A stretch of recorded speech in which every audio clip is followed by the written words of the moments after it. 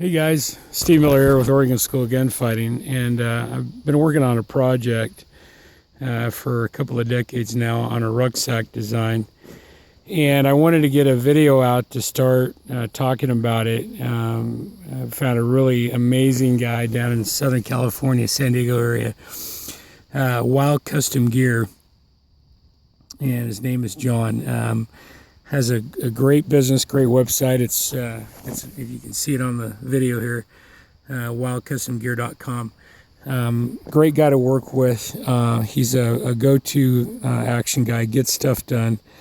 Doesn't sit around and talk about it. Rolls up his sleeve and does it. So just a quick background on this. Really quick, I'm going to try to do this in the 3-minute window here. To help get the word out about the idea and his company and to promote it and to promote the backpack design, because I like to see it go somewhere.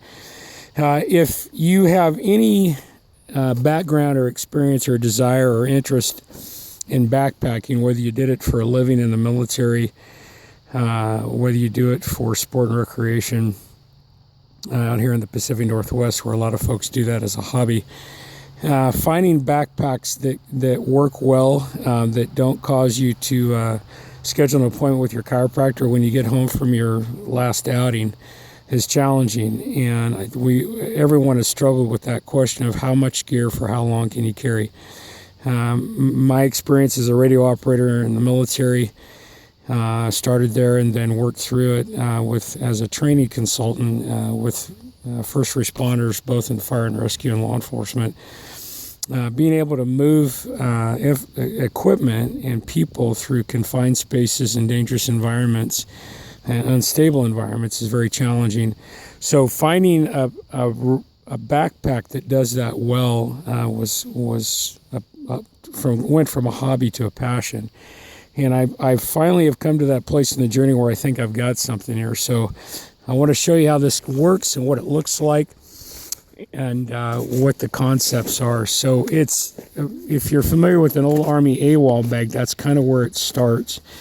And what you have here is what it amounts to an Army AWOL bag with a padded foam cell back with your traditional backpack straps, and it doesn't have a shoulder compression strap yet. I'm going to modify one later to be able to put chest mounted comms and illumination and various other GPS tracking equipment on these straps. And then your traditional waist belt and the kinds of things that you would see on how you attach a human to a backpack. And then this is kind of what makes this backpack different and what I like about it. And so I'm going to kind of reveal that part of it here with the compression straps. These are two that go over the entire ruck that compress it down. And then you have compartmental straps. So there's not a compartmental strap over the main compartment, but then we have two on the outside here, and hopefully I'm showing those fairly well in the video and my hands aren't getting in the way. I don't do movies for a living, so bear with me. What I have in here is just random outdoor camping gear that anybody in the military will know and recognize. If you don't know what those things are, you weren't in the military. And if you think you're an outdoor enthusiast and you like to camp and hunt and fish and hike, if you don't know what these are, figure it out quick because you need one. It's just random stuff that I put in here for backpacking and hiking. I use the mini Alice rucks. You know, this is your Mountain House and Great Oregon product, Mountain House freeze-dried foods, water, camp stove. And there's my camp stove and some other stuff in here. And then this is the rest of what I did here is I modified 4 whoobies and 4 poncho liners. These are the new high-tech evolved poncho liners, not like the ones from the Vietnam era. These are poncho liners that have all kinds of added on straps that you can modify it into. You make a tent out of it and all kinds of cool stuff, ground covering, etc. So those 4 ponchos and poncho liners will make a really nice tent and shelter. Now here is I got to finish this up because I'm just about over. I'm over my 3. I'm almost on 5 minutes here. The reason why I wanted to design it this way, like an AWOL bag, is that your traditional top loaders are one large compartment, and they sit up like this. And you have this drawstring and pouch like an Alice or any of these kind of traditional backpacks that you would use for hiking or mountaineering. And you have a drawstring, and you pull that drawstring open, and you got to reach down in there and find your stuff. Well, everybody knows it's a law of physics. The little stuff that you're looking for, your Petzl headlamp, your climbing gear, your lighter to light your cooking stove with, batteries, what have you, they always wind up down in this corner right here where my finger is. And if you got a top loader, you got to open up the top, pull the drawstring, open up everything on the ground, and find that one little thing. Well, guess what? Now all you got to do is open up these zippers, and there it is. There's all your compartments right there.